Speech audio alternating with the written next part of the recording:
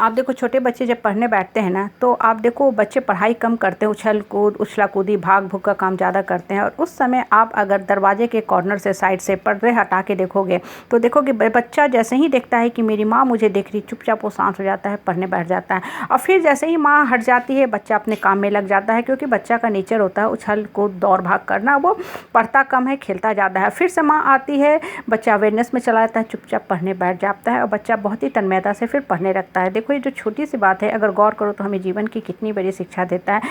बच्चे की तरह हमारा माइंड भी होता है, हमारा माइंड भी बिल्कुल बच्चे की तरह उछलता कूदता दौड़ता भागता रहता है, कभी भी एक थॉट्स पे स्थिर नहीं रहता है। माइंड के अंदर मल्टीपल थॉट्स चलते रहते हैं।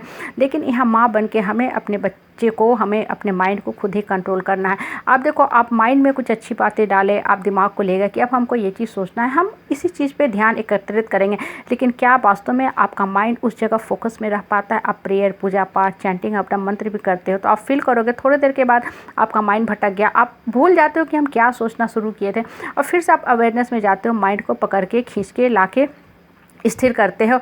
आप देखो आप जब भी ध्यान में बैठते हो तो आप क्या सोचते हो कि हमें सिर्फ और सिर्फ अच्छी बातों की तरफ ध्यान में डालना है।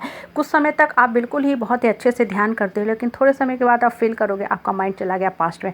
और मोस्टली जो दिमाग का जो नेचर होता है, माइंड जो होता है ना, एडिक्टेड हो जाता है पास्ट की तरफ जाने का, क्योंकि ये हमारा जो हैबिट बन गया ना, बहुत डीप रूटेड बन जाता है और उसको हटाना बड़ा ही मुश्किल होता है। इसलिए डेली डेली डेली हम जब प्रेयर पूजा पाठ करते हैं तो माइंड को सिर्फ हमारा कोशिश यही होता है कि जो अच्छी बातें डाले हैं वो वहाँ पे जाके फिट हो सके और माइंड जो है सिर्फ एक अवेयरनेस में चले, मतलब जो बातें हम सोचना चाहते हैं सिर्फ और सिर्फ वही बातें माइंड सोचता रहे।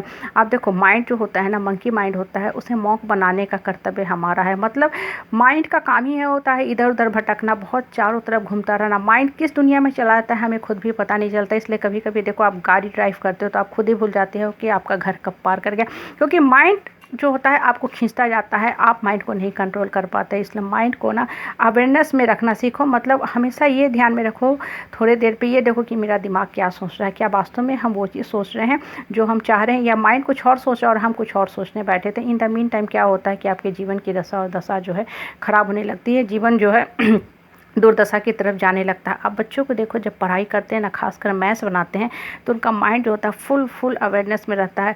उस समय उनका माइंड नहीं भटक सकता, नहीं तो होगा क्या कि मैथ्स पूर्ण रूप से गड़बड़ करते जाएंगे। अगर कोई ये थ्योरम भी बनाते हैं कि ट्रायंगल जो होती है उनके तीनों जो एंगल होते हैं उसका सम 180 होता है, तो सारे वही ऑप्शन लेके आते हैं जिससे वो प्रूफ कर सके कि हाँ angle A plus B plus angle C का 180 होता है, या जो भी उनको थ्योरम दिया गया है प्रूफ करने का। कंप्लीट अवेयरनेस में वो रहते हैं, तभी वो सॉल्व कर पाते हैं। मुझसे पूछोगे तो मेरे लिए जब मैं गाड़ी ड्राइव करती हूँ मेडिटेशन का वो सबसे अच्छा टाइम होता है, क्योंकि फुल अवेयरनेस में मैं गाड़ी चलाती हूँ।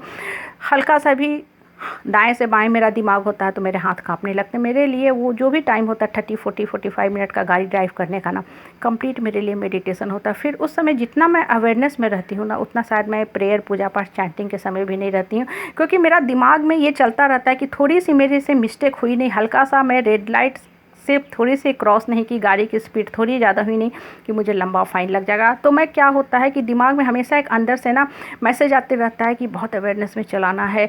गाड़ी रेड लाइट के पहले ही स्पीड जो है मेरी धीरे हो जाती है, मैं 40 पे चलाना शुरू करती हूँ। जेब्रा क्रॉसिंग से काफ़ी पहले रुक देती हूँ, क्योंकि पता है कि हेवी फाइन लगने वाला है। कहने का तात्पर्य है कि जब आप एक जगह मेडिटेशन कर सकते हो तो दूसरी जगह भी कर सकते हो।